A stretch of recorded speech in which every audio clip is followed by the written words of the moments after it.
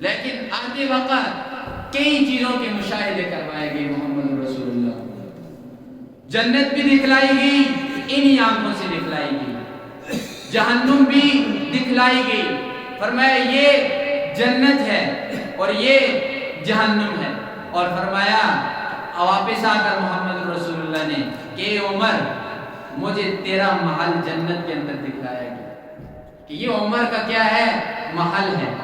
فرمایا کہ عمر میری غیرت نے گوارا نہیں کیا کہ میں اندر جاؤں اور اسے دیکھوں. عمر کی اجازت کے بغیر حضرت عمر جواب میں کیا فرماتے ہیں کہ میرے ماں باپ اے محمد رسول اللہ آپ پر قربان ہو. صحابہ جب بھی بات کرتے تھے تو فرماتے تھے فدا کا ابی و امی, میری ماں بھی میرے باپ بھی آپ کے اوپر قربان ہو جائیں. کس چیز کی بات ایسی تھی کہ آپ نے غیرت کرائی؟ میری کون سی چیز؟ میرے تو ماں باپ سب سے زیادہ عزیز ہیں, وہ بھی آپ کے اوپر قربان ہیں.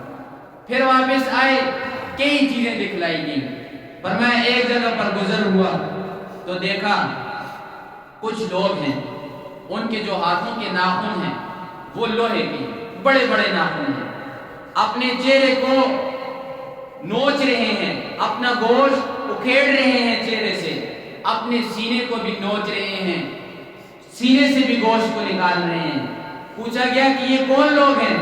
فرمایا یہ وہ لوگ ہیں جو دنیا کے اندر اپنے بھائیوں کا گوشت کھایا کرتے تھے. یہ لوگ دنیا کے اندر غیبت کیا کرتے تھے, ایک دوسرے کی چغلخوری کیا کرتے تھے. آج ان کا کیا ہے وبال کہ آج یہ حقیقت کے اندر اپنے گوشت کو نوچ رہے ہیں. کچھ وقت, کچھ لمحوں کی لذت کے لیے, ایک دوسرے کی عزت اچھالنے کے لیے اپنی زبان کو گندا کرتے تھے دنیا کے اندر. دوسرے تو کسی کا کوئی نقصان نہیں ہوتا تھا, کسی کی غیبت کریں گے اس کا کیا نقصان ہوگا؟ اپنی ہی عزت کی بربادی, اپنی ہی آخرت کی بربادی. فرمایا قیامت میں یہ اپنے گوشت کو نوچ رہے تھے, قیامت میں نوچیں گی. یہ رسول اللہ صلی اللہ علیہ وسلم کو پہلے دکھلا دیے گئے. فرمایا آگے گزر ہوا تو دیکھا بعض لوگ ہیں کہ ان کی شرمگاہ جو ہے وہ صرف اور صرف چھپی ہوئی ہے, اس کے اوپر کچھ کپڑے وغیرہ ڈالے ہوئے ہیں, اور وہ جانوروں کی شکل میں, اونٹوں کی شکل میں ہے. جیسے اونٹوں کے 4 پاؤں ہوتے ہیں نا, سارے زمین کے اوپر لگے ہوئے, یہ انسان بھی جانور بنے ہوئے ہیں. اور یہ کیا کر رہے ہیں؟ کانٹے وغیرہ اور پتھر وغیرہ کھا رہے ہیں. پوچھا یہ کون ہے؟ فرمایا یہ وہ لوگ ہیں جو زکات نہیں ادا کیا کرتے تھے. آج ان کا جو دنیا کا مال تھا آج ان کو عذاب کی صورت میں نگلنا پڑ رہا ہے. یہ وہ لوگ ہیں. اور فرمایا اس کے بعد جب آگے چلے تو دیکھا کہ ایک ایسی جماعت ہے کہ اس کے سامنے خوبصورت تازہ قسم کا گوشت پڑا ہوا ہے, وہ نہیں کھا رہے. دوسری طرف خراب ہوا گلا سڑا گوشت پڑا ہوا ہے اور وہ اس خراب اور بدبودار گوشت کو کھا رہے ہیں. پوچھا یہ کون لوگ ہیں؟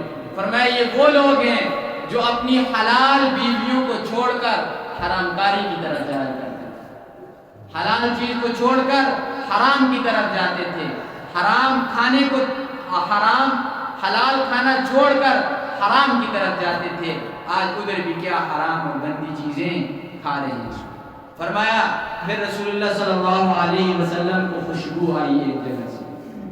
سوال کیا اے جبرائیل کس چیز کی خوشبو ہے؟ فرمایا اللہ کے رسول یہ اس عورت اور اس کی بچیوں کی خوشبو ہے جسے فرعون نے کڑاہ کے اندر جلایا تھا. فرمایا کیسے جلایا تھا؟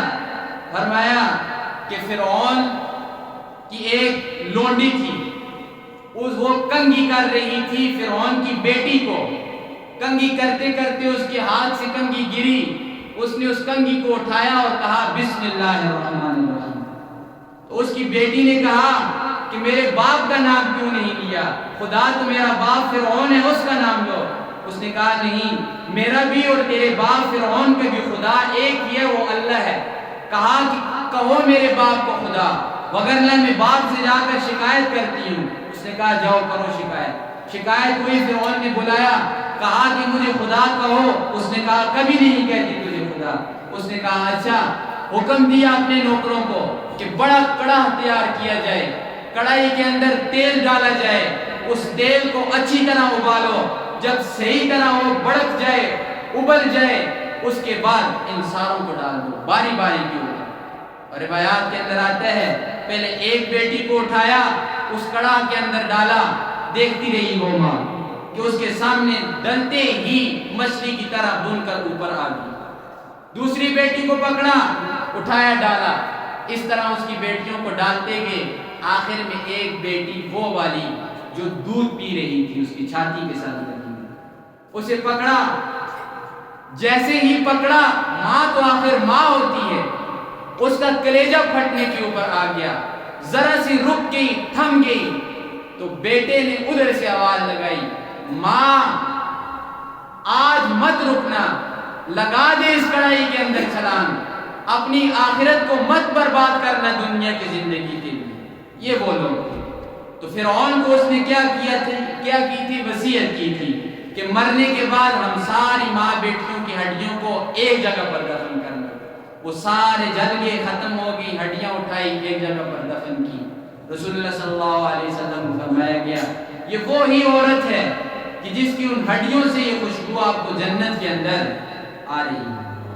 یہ وہ لوگ تھے جنہوں نے اپنی آخرت کے لیے دنیا نہیں کمائی، آخرت کمائی، دنیا اگرچہ ان کے ہاتھوں سے نکل گئی۔ تو یہ لوگ اسی لیے کیا ہوئے؟ کامیاب ہوئے۔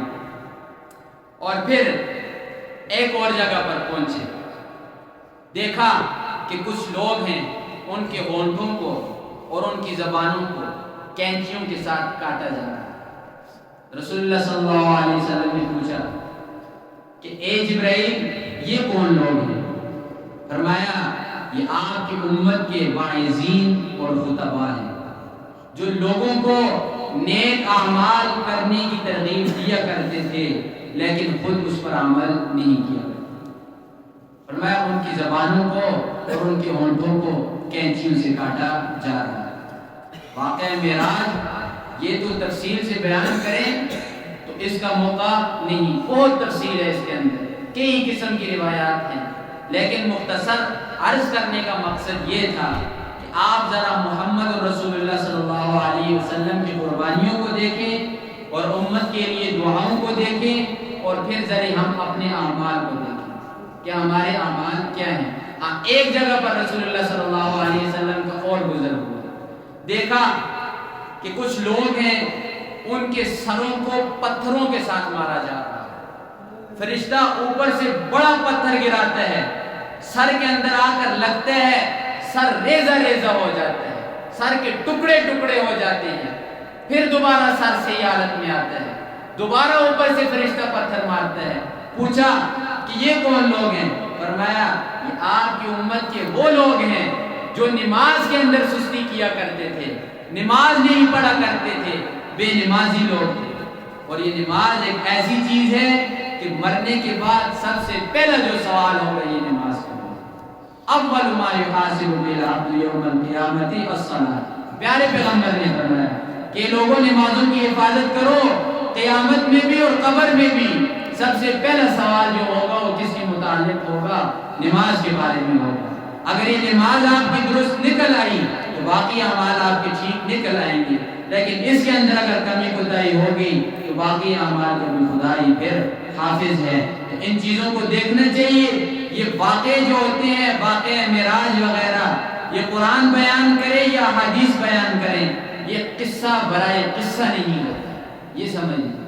آج ہم لوگ انہیں سنتے ہیں صرف اور صرف قصے اور کہانی کے طور پر، حالانکہ یہ قرآن بھی جب بیان کرتا ہے اور احادیث بھی بیان کرتی ہے، مقصد یہ ہوتا ہے کہ لوگوں ان قصوں کو سنو اور سننے کے بعد ان سے سبق حاصل کرو، ان سے کوئی نہ کوئی فائدہ حاصل کرو، اپنی زندگیوں کو سدھار لو۔